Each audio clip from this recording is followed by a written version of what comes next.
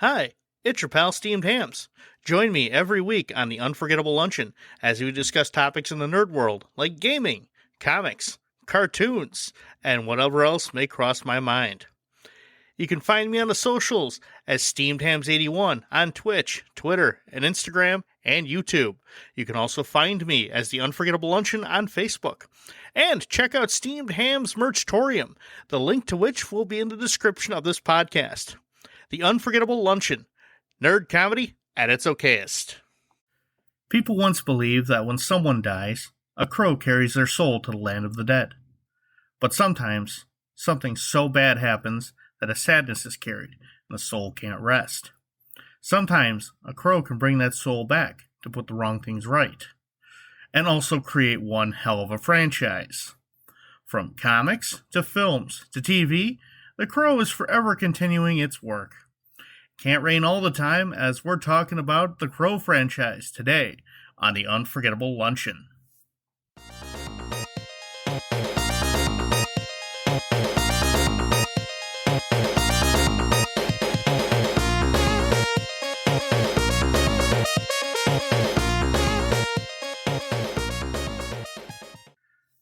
Hi, it's your pal Steamed Hams. I hope you're ready for an unforgettable luncheon. The Crow is a 1989 comic book created by James O'Barr. It follows the story of a man named Eric, who, after being murdered along with his fiancée Shelley, is resurrected by a mysterious crow to exact revenge on the thugs that killed them. This one comic spawned a media franchise that included 4 movies, a TV show, several comics, and a terrible video game. Now today, the only comic I'll actually cover is the original, because if I went into all the different stories, oh god, we'd be here forever. The Crow was released in 1989, written and illustrated by James O'Barr for Caliber Press. O'Barr wrote the story as a way of dealing with the death of his fiancée by a drunk driver. It follows the story of a man named Eric, who was murdered along with his fiancée Shelley after their car breaks down. Eric is shot in the head and paralyzed. He watches as Shelley is beaten, sexually assaulted, and shot. He dies in the ER. A mysterious crow resurrects Eric to lead him on a quest for revenge against the gang that killed him. He systematically hunts down Tintin, Tom Tom, Top Dollar, Fun Boy, and their leader, T-Bird. Eric is guided by the crow's spirit, which only he can see. As he's already dead, he's invulnerable to harm. He spends what time he's not hunting the gang in the house that he and Shelley shared, tormented by the fact that she's dead, and he feels the pain of loneliness. The Crow has to constantly remind him to stop whining. Stop whining! And get on with the killing. Eric works his way through the gang, all the way up to T-Bird. After T-Bird has been killed, Eric can now rest and rejoin Shelley in the afterlife. Now, I own the collected series, like all the issues in like one little trade paperback. I mean, it's a little bit confusing at first, but once it gets going, the story is actually really good. If you can find it, I highly recommend you pick it up. Now, the comic was good enough to spawn a film, The Crow, in 1994, starring Brandon Lee in the role of Eric Draven. Yes, he got a last name in the film, unlike in the comic. In the film, Eric is a musician who is targeted by a gang consisting of T-Bird, Funboy, Tintin, and Skank, who replaced Tom Tom from the comic, on Devil's Night, the night before Halloween, which is a night that the gang traditionally causes havoc and sets multiple arson fires. Their boss, Top Dollar, isn't happy that Eric's fiancée, Shelley Webster, has organized the tenants in their building against the forceful mass eviction of their apartment building. The gang beats and sexually assaults Shelley. Eric walks into the attack and is promptly shot, beaten, stabbed, and tossed out the window to his death. Shelley dies after 30 hours in the hospital, watched over by Sergeant Albrecht, played by Ernie Hudson. And if you don't know Ernie Hudson as Winston from Ghostbusters, I ought to come over there and smack you upside the head. 1 year later, Eric is resurrected by a crow, and after being guided to his old, abandoned loft apartment, his memories of the night of his death return. He dons makeup similar to an old theater mask he found, and takes off on his quest for revenge. Now, in the film, Eric is still unkillable like in the comics, but his wounds instantaneously heal. It was probably more of a production standpoint because they didn't want to have to keep drawing all the wounds onto him with makeup and all that. So I understand. Now, the Crow is a physical bird in the movie, unlike in the comic where it was just a spirit that only he could see. The Crow guides him to his first victim, Tintin. After a brief knife fight, Eric kills Tintin by sticking all his knives and all his major organs in alphabetical order, which is how T-Bird described the scene to Top Dollar, which is also one of my favorite lines from the movie. He stuck all his knives and all his major organs in alphabetical order. Eric then heads to Gideon's pawn shop to retrieve Shelley's engagement ring and to pass a message to the rest of the gang. He's coming for them. Tonight. He blows up the pawn shop and obviously leaves Gideon alive so that he can pass the message. And he's later killed by Top Dollar once he passes it anyways. So, there you go. Eric is found at the scene by now Officer Albrecht, who had been demoted since Eric's murder. He then heads off to kill Funboy after a brief conversation with Albrecht, who also happens to be sleeping with Darla, the mother of Sarah, the young girl who Eric and Shelley took care of when they were alive. He murders Funboy and removes the morphine from Darla's system that they had been shooting up with. Of course, telling her to take care of her daughter, go and be a mother, and, live your life. Eric visits Albrecht in his home and learns that he had stayed with Shelley the entire 30 hours in the hospital. Eric absorbs the memories of Shelley's pain from Albrecht. Eric then sets his sights on T-Bird and Skank. Eric kidnaps T-Bird, and after a car chase involving the police and Skank stealing a car to chase after them and crashing it horribly, Eric blows up T-Bird on the pier with his own explosives in his own car. Top Dollar gathers all his associates after learning that Eric's grave is empty and he's the one after him. Eric arrives at the hideout simply for Skank, as he has no idea Top Dollar is involved in his murder. After a brutal gunfight, Skank is killed. Eric thinks his mission is over and gives Sarah Shelley's engagement ring. She's promptly kidnapped by Top Dollar's right-hand man, Grange, played by horror legend Tony Todd. And she is also taken to an old church, where there, Top Dollar, Grange, and Top Dollar's half-sister/lover, Micah, confront Eric. Grange wounds the Crow, taking away Eric's power. He fights the three with the help of Albrecht, and Micah is killed by the Crow after she attempts to steal its power. It pecks out her eyes, and she falls to her death from the bell tower. Now, Top Dollar battles Eric on the roof, and admits that he was the one who signed off on their death. He was trying to force everybody out of that building so he could use it as a new kind of base of operations for his criminal empire. We see how that went over. Of course, Eric's power returns because, holy crap, my quest isn't done. And the Crow is okay. He uses his power to transfer all 30 hours of pain at once from Shelley to Top Dollar. Top Dollar, of course, can't handle the pain, stumbles, falls off the roof, and is impaled by a gargoyle. Eric returns to his grave and reunites with Shelley in the afterlife. His quest now truly complete. Now, this movie gained notoriety as Brandon Lee was killed in a firearms accident on set. He had finished most of his scenes, but with rewrites and some editing, a little bit of computer-y stuff for, of course, 1993, the film was still able to be completed. 3 sequels were made for The Crow: The Crow's City of Angels in 1996, The Crow's Salvation in 2000, and The Crow Wicked Prayer in 2005. We'll delve briefly into those. The Crow's City of Angels, released in 1996, follows Ash Corvin, who's played by Vincent Perez, as he battles the forces of drug kingpin Judah Earl, whose henchmen murdered Ash and his son Danny after they witnessed them killing another drug dealer. He's found by the now-adult Sarah from the first film, and she explains the Crow resurrected him so that he can take revenge on his killers. Ash visits Spider Monkey, one of Judah's henchmen, in a drug warehouse. He interrogates him to find out who the hell was involved in his murder, and then blows up the warehouse, killing Spider Monkey. He then heads to Peep Show to confront Nemo and kills him in a peep booth, leaving a doll stuffed in his pants and a paper origami crow stuffed in his mouth. Gee, I wonder where the Boondock Saints got the idea to kill people in a Peep Show booth.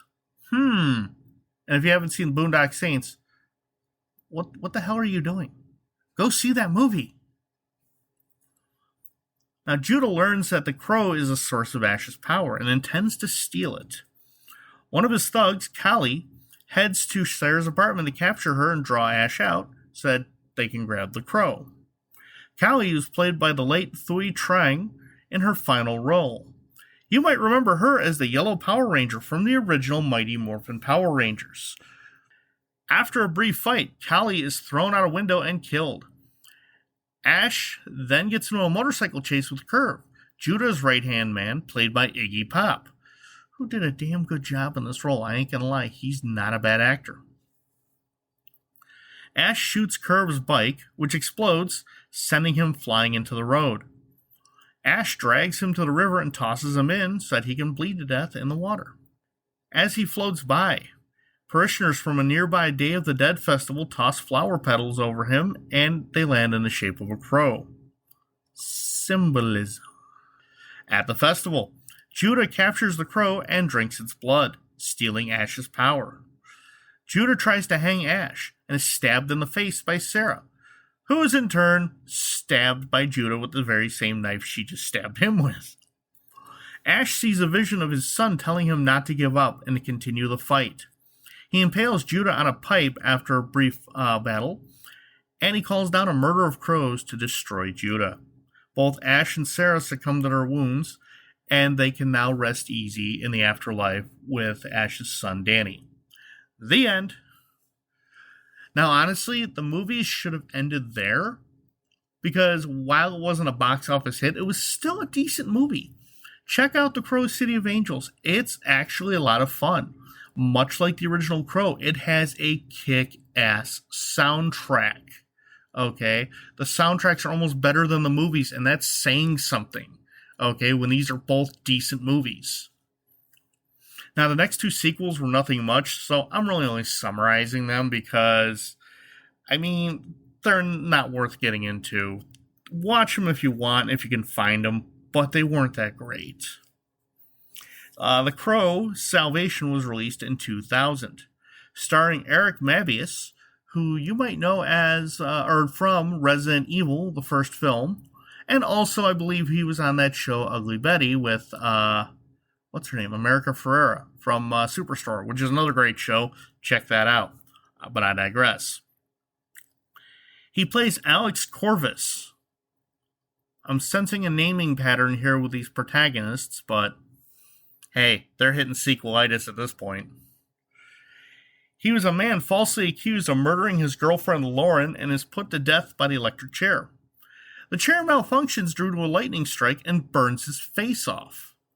The Crow resurrects him in the morgue, and his burned flesh falls off, revealing the familiar Crow face paint pattern, but just in scarring. He finds out that he was framed by a group of corrupt cops who were in league with Lauren's father on a drug ring, and he goes on a revenge spree, basically murdering them one by one. So, how the movies go. After killing the corrupt cops, he finds that their captain was the ringleader the whole time, because he had this scar on his arm that looked like 3 chevrons that he saw when the murder weapon was placed in the car after he was incapacitated, and was shown it again as he was being electrocuted. After a brief fight, the captain is brought to the electric chair and fried to dust. Okay ending for an okay movie. It wasn't that great. It's watchable for one time through, but not generally worth a rewatch. Although I was stupid back then and rewatched it a few times. What are you gonna do? Now, The Crow, Wicked Prayer, released in 2005, was thankfully the final film released. They really went full sequelitis on this one. The newest Crow is Jimmy Cuervo, an ex-con who served time for killing a rapist. He's played by Edward Furlong. You know, the kid from Terminator 2. And you know when he's the star, your movie is not that good. He and his girlfriend Lily are killed and mutilated by a satanic biker gang led by Luke Death Crash, played by David Boreanaz. Yes, the man's name is Luke Crash. They just gave up at this point. He and his gang, with his girlfriend Lola, played by Tara Reid, and gang members War, Pestilence, and Famine, look to resurrect the Antichrist. Wow, my mind is blown about how stupid this is already getting. And I watched this movie. I mean, they really went with the Four Horsemen theme. Yep, Oscar material right here. Jimmy is resurrected by the Crow, and he hunts down the gang. Luke and Lola head to an abandoned Catholic church to meet their leader, El Nino, played by Dennis Hopper. Why the fuck would he be called El Nino? Okay, whatever. I stopped questioning this movie like 15 minutes in. It's just getting weird because now El Nino marries Luke and Lola, and Luke becomes a vessel for Lucifer. Yes, the devil. But in order to complete the ritual, they have to go fuck in a graveyard before sunrise. Wow. Of course, they battle Jimmy when he cockblocks them, and they lose. Luke is killed. Lola goes blind as she had stolen Lily's eyes for the ritual to get precognitive powers. And, of course, she gets arrested. Jimmy and Lily meet in the afterlife, and this whole film series ends, thankfully. Now, I mentioned a TV series. The Crow's Stairway to Heaven ran for a single 22-episode season in 1998. It's based on the first film, and actually isn't too bad from what I got to see of it. I mean, I only got to watch it when it was broadcast because finding it on DVD is damn near impossible, and I don't think I found it anywhere streaming. I'm gonna keep looking. Instead of revenge, though, Eric, who is now played by Mark Dacascos, who you might know as the host from, I believe, Iron Chef, is on a mission of redemption. He's more or less trying to not only redeem his killers, but redeem himself. Now, in this version, there are evil counterparts of the Crow called snakes. So sometimes an evil person is killed, and they're resurrected by a snake, and same rules pretty much apply. Now, from what I saw, the show was pretty good. I wish I could have seen the whole thing. There were other characters introduced, modified versions of characters from the movie, and even characters who were excised from the movie, like the Skull Cowboy, who was played by Kadeem Hardison, who, his job was to basically guide Eric and keep him on track on his mission, and to just guide him and advise him. They had another Crow show up, Hannah, who was a physician who was murdered with her daughter. She came back as a Crow, but unlike Eric, she is holy shit brutal. Woo! She was mean. But she was still a good guy, which is kind of funny. The show was great. If you can find it. If I find it, I will update everybody. And I'll let you know. And yes, because just about every podcast I do has to have a mention of a video game. There was a terrible video game based on The Crow City of Angels released in 1997 for the PlayStation, Sega Saturn, and Microsoft Windows. Where to start with this game? I mean, it's like a brawler. It was kind of like a brawler, almost like a side-scrolling beat-em-up, but with 3D polygon graphics. Those games should not have Resident Evil-style tank controls. You know, hit detection was even shitty. And it took like 1 million hits to take down a guy. Like, you're sitting there punching him, and maybe half the hits hit, maybe they don't. When they do hit, it takes like about 1 billion of them to knock the guy down finally. I had to use a cheat code to get more than 5 fucking minutes into this game. I shit you not. I could not last past the first scene in this game. Okay? I took a cheat code, an invincibility cheat code, for me to get into the game. And I swear, if it wasn't for the fact that it was a used game I bought at a discount from a video store, I would have seriously gone there, thrown the game back, and then like, give them my damn money back. and now I'm just really mad thinking about that game. Now, The Crow was an excellent comic that spawned a franchise that unfortunately got worse with time. There's a reboot headed to us in 2024, so we'll see how that goes. But to be honest, I think they should have stopped with City of Angels. I mean, stop while you're ahead, you know? Which is what I'm going to do right now. That's it for another Unforgettable Luncheon. I hope a good time was had by all. You can find me on Facebook as The Unforgettable Luncheon, and on X, formerly known as Twitter, Twitch, Instagram, YouTube, and TikTok as Steamed Hams 81. And don't forget to check out my merch store, Steamed Hams Merchatorium. Link for all of these is in the description of this episode. I'm your host, Steamed Hams. Join me next time when the topic will be something nerdy.